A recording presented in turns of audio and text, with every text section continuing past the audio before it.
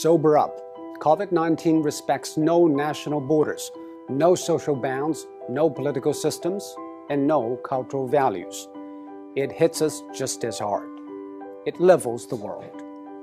Facing the pandemic, it is not what happened matters. It is how we respond. For almost a month, it infected thousands in Wuhan in a day, and every hospital bed was occupied. Now, empty beds and closed wards in the city. How did China make it? It is nothing new, but it's worthy to know. According to an initial WHO report, an infected person appears to spread it to an average of 2.6 people. And after 10 generations of transmission, with each taking 5 or 6 days, that one initial case has spawned 3,500 in matters of days.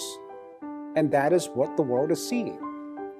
What China did is to break the cycle by human intervention.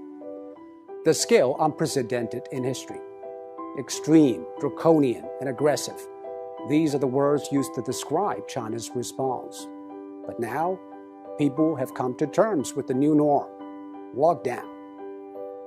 Some people say, isn't that a violation of individual rights? Actually, the balance between individual rights and public safety is always an ever-changing equation. After 9/11, all the airports in the world began to impose draconian safety checks on passengers, and people accepted it because we traded a little of our freedom for the greater good of the public. China imposed the largest and most draconian quarantine in history. Factories shut, public transport stopped, and people stayed indoors. By doing that, it flattened the curve. On one hand, China avoided many millions of cases and tens of thousands of deaths.